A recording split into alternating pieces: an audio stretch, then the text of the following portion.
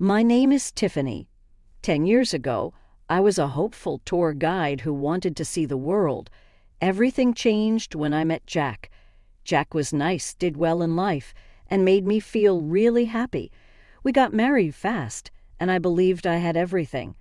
Then the job offer arrived that would change everything. Tiff, I got a job offer from a great law firm. Jack said one night at dinner, "That's wonderful, dear. Where is it?" "It's in a different city. We need to move." I felt really sad. I liked my job, but I liked Jack even more. What is going to happen with my job? Jack's face became serious. "Let's go, Tiff. This is a special chance that may not come again. You can look for jobs anywhere." I was unsure, but his excitement made me feel good. "You're correct. We will find a way to make it happen." We went to a large house in a different city. At first it was fun, but as we opened the boxes, I saw a different side of Jack that I had never seen before. "The house is a mess," he said one day, looking around our living room that still had boxes everywhere. "I'm doing it," I said, pointing to the boxes. "Do your work quicker. I can't keep living like this." I was surprised, but I let it go. He was feeling stressed because of the new job, I thought. Weeks went by and I had a hard time finding a job. "I think I might look for a job as a tour guide here," I said one evening. Jack chuckled. "That's not true. Pay attention to the house. It's still not good enough." "But I want to have a job, Jack. I really miss it." He got up, looking much taller than me. "I'm the one doing the work, Tiffany. Your job is to make sure everything is just right for me. Do you understand?" I nodded, trying not to cry. This was not the man I married, but I was set on making it work. I had no idea that this was only the start of a long nightmare. As the days became weeks and the weeks became months, I felt stuck in a cycle of constant chores and being very careful. Jack's requests became harder to meet, and he got angrier more quickly.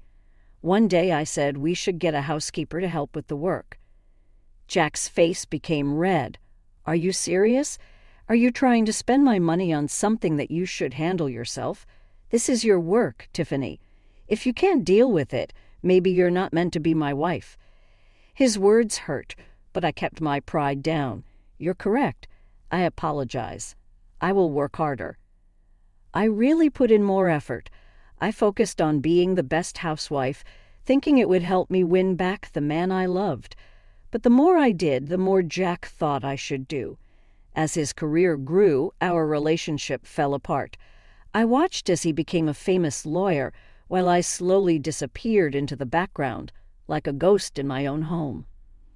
Over the years, I got really good at managing social media, taking care of Jack's accounts from behind the scenes. It was funny. I made it look like we were a happy, successful couple, but I was not being honest.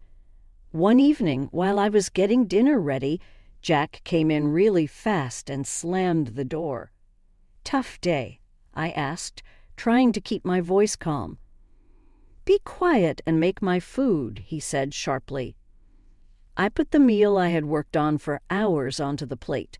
Jack took a bite and then spit it out. "This is really gross. Why can't you do things correctly?" Before I could say anything, he knocked the plate off the table. It broke on the floor, food flying all over the place. "Clean it up," he said, standing above me.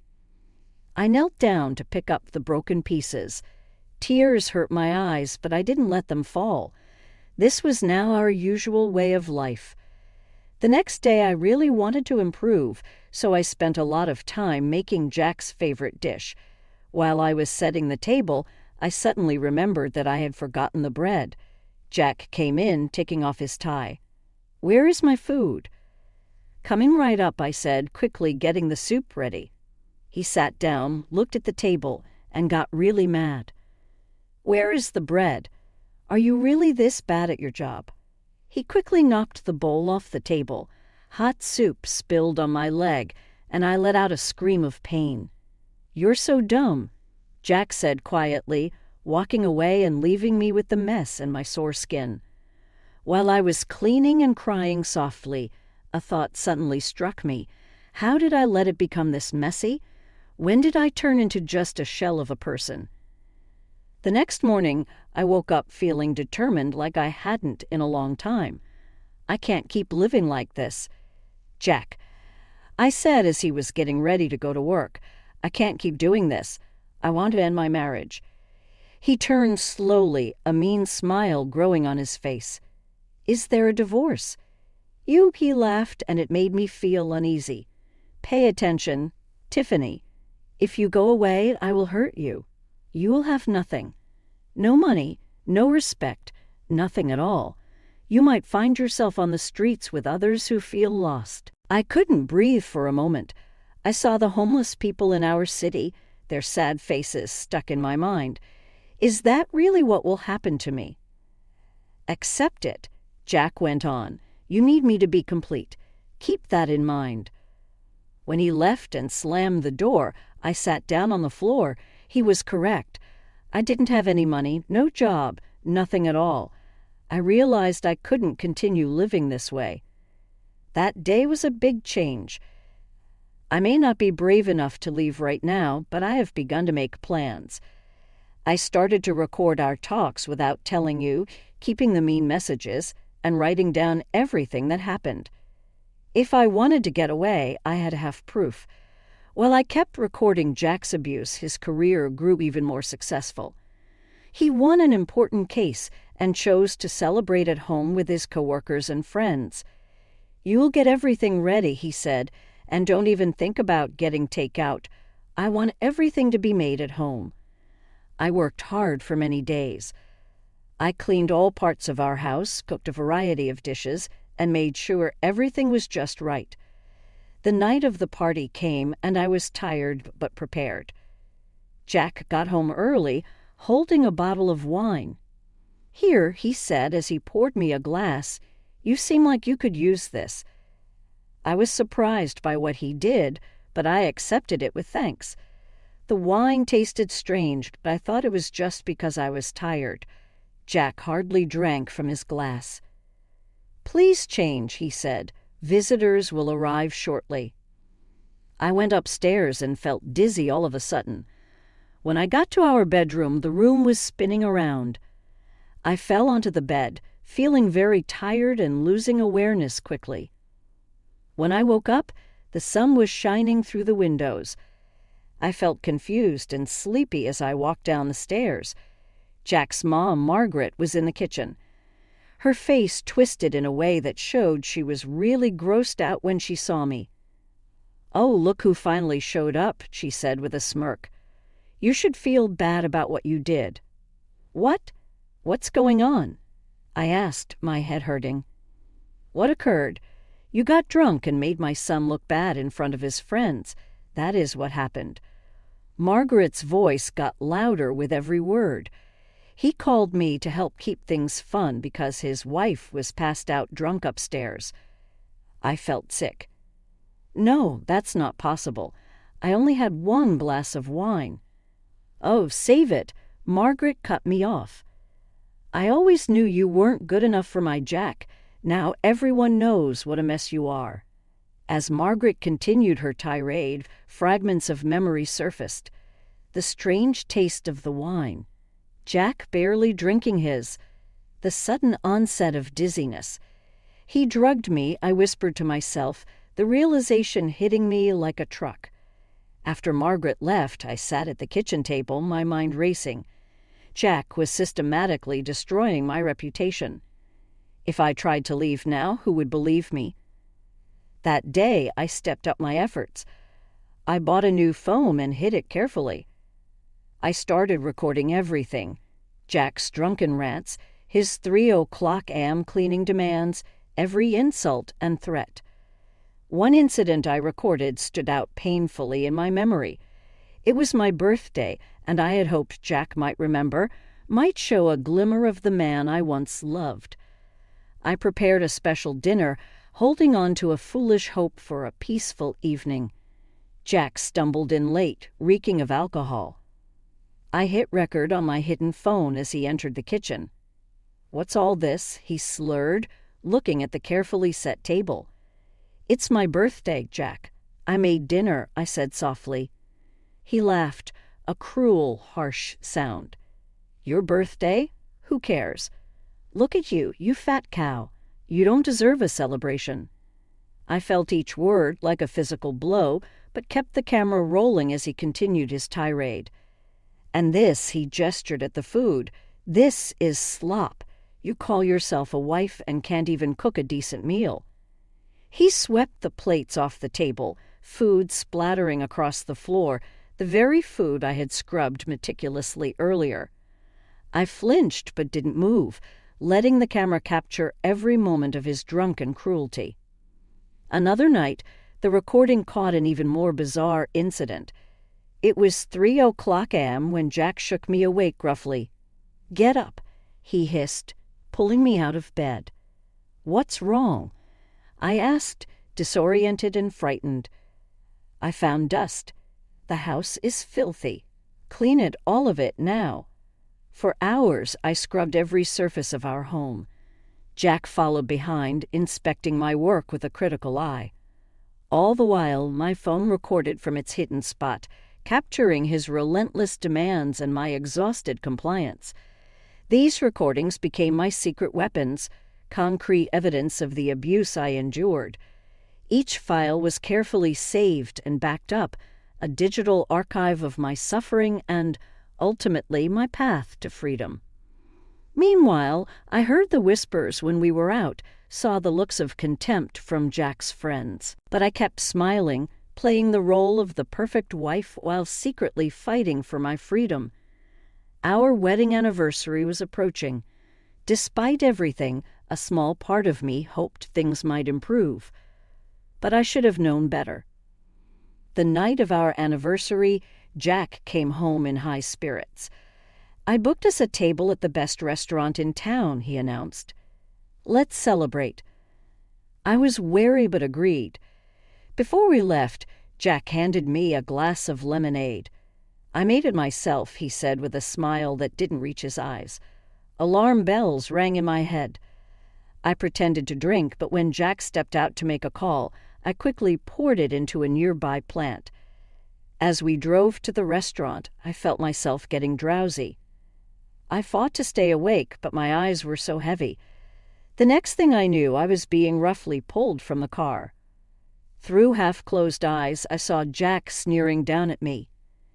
"This is where you belong," he spat, throwing my purse far into the darkness with the other worthless people. I heard the car door slam, tires screeching as Jack sped away. My heart raced as I took in my surroundings. Trash littered the streets, and shadowy figures lurked in the darkness. The sound of distant gunshots made me flinch. I was alone, dressed up and wearing jewelry in the most dangerous part of town. Jack's plan was clear. He hoped I'd fall victim to the criminals who called this area home. Panic threatened to overwhelm me, but I forced myself to think. I spotted a small convenience store, its flickering neon sign a beacon of hope in this desolate place. I ran towards it, my heels clacking on the cracked pavement. Bursting through the door, I startled the woman behind the counter. "Please," I gasped. "I need help. Can I use your phone?" The woman, her name tag reading Rosa, looked at me with a mix of concern and suspicion. "What happened to you, honey?" she asked. In a rush, I explained my situation. Rosa's eyes widened, and without a word, she locked the store's front door. "Can't have any troublemakers coming in," she explained, handing me her cell phone. "Make your call. Sweetie, you're safe here." With shaking hands, I dialed my friend Sarah's number, silently thanking my good memory. Sarah answered on the third ring. "Sarah, it's Tiffany. I need help," I said, my voice breaking. "Tiff, what's wrong? Where are you?" I gave her the store's address, and she gasped. "That's the worst neighborhood in the city. What are you doing there?" "Jack, he left me here. Please, can you come get me?" "I'm on my way. Don't move." As I waited, Rosa kept me company. Her kindness was a stark contrast to the cruelty I'd become accustomed to. "Thank you," I said, as Sarah's car pulled up outside. "You may have saved my life tonight," I added. I slipped off the expensive ring Jack had given me years ago.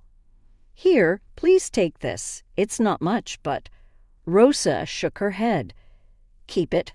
Honey, use it to start your new life." Tears in my eyes, I hugged her before rushing out to Sarah's car. As we drove away, Sarah turned to me. "Tiff, this has to stop. You need to fight back." "How?" I asked, feeling defeated. "He has all the power, all the connections." "Not all of them," Sarah said firmly. "I have a friend who works in television. It's time to tell your story." The next few days were a whirlwind. Sarah's friend, a producer named Lisa, arranged for me to appear on a popular talk show. The lights were blinding as I walked onto the set. The host, a kind-faced woman named Angela, greeted me warmly. "Tiffany, thank you for being here," she said. "Can you tell us your story?" Taking a deep breath, I began to speak. I told them everything: the years of emotional abuse, the manipulation, the incident in the bad neighborhood. As I spoke, I saw the shock and sympathy on the audience's faces. "Why are you coming forward now?" Angela asked. "Because I can't be silent anymore," I replied, my voice stronger than I'd ever heard it. "There are so many women out there suffering in silence, thinking they're alone. I want them to know they're not." As the show ended, my phone exploded with notifications. My story had struck a chord, and people were rallying behind me. But amidst the supportive messages, one text made my blood run cold. It was from Jack. "You'll regret this, you lying scum. I'll destroy you." I showed the message to Sarah, my hands shaking. "Don't worry," she said, a determined glint in her eye. "He just made his biggest mistake. We've got him now." As we left the studio, I realized this was just the beginning. The real battle was about to start, and for the first time in years, I felt ready to fight. The days following my TV appearance were a blur of activity. My phone rang constantly with calls from journalists, lawyers, and women's rights advocates. Jack's threats continued, but each one only strengthened my resolve. One morning, I received a call from a number I didn't recognize. "Is this Tiffany?" A woman's voice asked when I answered. "Yes, who's this?" "My name is Amanda Reeves. I'm a lawyer and I'd like to help you with your case." I hesitated. "I appreciate the offer, but I can't afford a lawyer." "You misunderstand," Amanda said. "My firm wants to take your case pro bono. We've been looking for a way to take down Jack Peterson for years. Your story could be the key." It turned out that Jack had made many enemies over the years. Amanda's firm represented several clients who had lost cases to him, some under suspicious circumstances. They saw my case as an opportunity to not only help me, but to expose Jack's unethical practices. I met with Amanda and her team the next day. As I shared my evidence, the recordings, the text messages, everything, their eyes widened. "This is gold," Amanda said, reviewing the files. "With this, we can not only win your divorce case, but potentially get Jack disbarred." The divorce proceedings began, and Jack came out swinging. He painted a picture of me as an alcoholic and unfaithful wife who was trying to ruin his reputation out of spite. "Your Honor," Jack's lawyer argued, "Mrs. Peterson has a history of erratic behavior and substance abuse. These allegations are nothing more than the desperate actions of a woman trying to extort money from her hard-working husband." I watched as Jack's mother, Margaret, took the stand, tearfully recounting instances of my supposed drunken behavior, including the night of Jack's work party. "She was a disgrace," Margaret sobbed. "My poor son has suffered so much because of her." I felt sick listening to their lies, but Amanda squeezed my hand reassuringly. "Don't worry," she whispered. We're just getting started." When it was our turn to present evidence, Amanda was ruthless. She played the recordings of Jack's abuse, showed the threatening text messages, and presented a timeline of his escalating behavior. "And now," Amanda said, "I'd like to call Sarah Thompson to the stand." Sarah recounted the night she picked me up from the dangerous neighborhood. Her testimony corroborated my story. "Objection," Jack's lawyer shouted. "This is hearsay." "Overruled," the judge said. "Continue, Miss Thompson." Next, Amanda called Rosa, the convenience store clerk, to testify. Rosa described my state when I entered her store that night and how she had to lock the door for my safety. Jack's face grew redder with each testimony. I could see him seething, his carefully constructed facade crumbling. The final blow came when Amanda presented a toxicology report. "Your Honor," Amanda said, "we had Mrs. Peterson's hair tested for long-term drug exposure. The results showed traces of sedatives consistent with her account of being drugged by Mr. Peterson." The courtroom erupted in murmurs. Jack leaped to his feet, shouting, "She's lying. You can't believe this." "Mr. Peterson, control yourself or I'll hold you in contempt," the judge warned. As the evidence mounted, I saw the change in people's faces. The doubt was replaced by shock and sympathy. Even some of Jack's friends in the gallery looked disgusted. The judge called a recess to review all the evidence. As we filed out of the courtroom, I caught Jack's eye. For the first time, I saw fear there.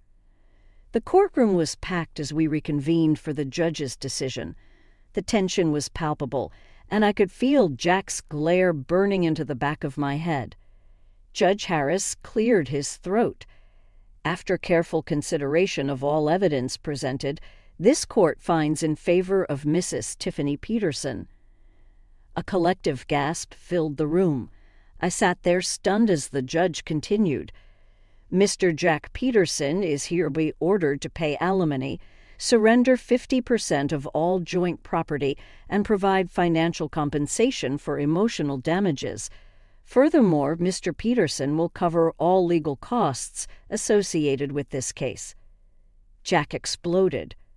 "This is outrageous. I'll appeal. You can't do this to me." "Mr. Peterson," the judge's voice boomed, "I suggest you control yourself. Given the evidence presented, you should consider yourself lucky that criminal charges haven't been filed." As Jack was forcibly calmed by his lawyer, the judge turned to me. "Mrs. Peterson, this court is imposing a restraining order against Mr. Peterson. He is not to approach you or contact you through any means. Do you understand?" I nodded, tears of relief streaming down my face. The next few weeks were a whirlwind. I moved out of the house I had once considered a prison into a small but cozy apartment. For the first time in years, I felt like I could breathe. But Jack wasn't done. Despite the restraining order, he found ways to make his presence felt. Mutual acquaintances would relay his threats, and I'd occasionally spot his car driving by my new place. "We need to do something," Sarah said one evening as we were having coffee. "He's not going to stop." I nodded, an idea forming. "You're right, and I think I know how to end this once and for all." I still had access to Jack's social media accounts. He'd been too arrogant to change the passwords, probably assuming I wouldn't dare touch them. It was time to use that against him. Over the next few days, I meticulously documented our entire divorce process on his accounts. I shared court transcripts, audio clips, and my own story. The response was overwhelming. Jack's carefully crafted public image crumbled overnight. His firm, unwilling to be associated with the scandal, asked for his resignation. Clients dropped him in droves. When Jack realized what was happening, he went ballistic. He showed up at my apartment, pounding on the door. "You scum," he screamed. "I'll kill you for this." I called the police and they arrived quickly. Jack was arrested for violating the restraining order. his threats caught on my phone's voice recorder. As they led him away, I saw the man I had once loved, now a shell of himself, broken by his own cruelty and arrogance. In the following months, I heard through the grapevine that Jack had moved to another state, trying to rebuild his career, but his reputation followed him, and he struggled to find work. As for me, I was rebuilding too, but in a much different way. The publicity from the case led to an opportunity I never expected. A local charity that helped women escape abusive relationships reached out to me. "We'd like you to come work with us," the director said. "Your experience could help so many women." I accepted without hesitation. For the first time in years, I felt like I had a purpose. I was using my pain to help others, and in doing so, I was healing myself. 1 year after the trial, I stood in front of a room full of women, all survivors like me. As I shared my story, I saw hope rekindling in their eyes. "Remember," I told them, "you are stronger than you know. Your story matters, and you are not alone." As I looked out at their faces, I realized that this moment, this purpose, was what I had been fighting for all along, not just my freedom, but the chance to help others find theirs. As months passed, my work at the charity became more than just a job. It became my calling. I found myself connecting with women from all walks of life, each with their own harrowing stories of abuse and survival. One day, a young woman named Emily arrived at our center. Her story was very similar: a husband who controlled her, being cut off from friends and family, and a strong fear of leaving. In the next few weeks, I worked with Emily to help her make a safety plan and boost her confidence. When she finally left her husband, the relief on her face was something I recognized well. "Thank you," she said softly, giving me a big hug. "You helped me a lot." Her words really affected me. While I was helping her, I found out that I was also getting better myself. As our center became more well-known, we began getting invites to talk at conferences and events. At first, the idea scared me a lot. I was never good at public speaking, and just thinking about telling my story to big groups made my hands sweaty. But Sarah, always there for me, cheered me on. "Tiff, your story can help a lot of people. You need to do this." I spoke for the first time at a nearby university. As I stood at the podium and looked at all the faces, I felt a strong feeling inside me that I didn't know I had. "I am Tiffany," I said, "and this is my story of how I survived." While I talked, I noticed how my words were affecting others. Students leaned forward in their seats. Some wiped away tears, while others nodded in understanding or clenched their fists in anger at what I had gone through. After the talk, many people lined up to talk to me. Lots of people talked about their own stories or those of their family and friends. Some people just wanted to help. That night, as I lay in bed thinking about the day, I felt a strong sense of purpose. My past, though it hurt, has turned into a way to make things better. I kept doing speaking events, traveling all over the country.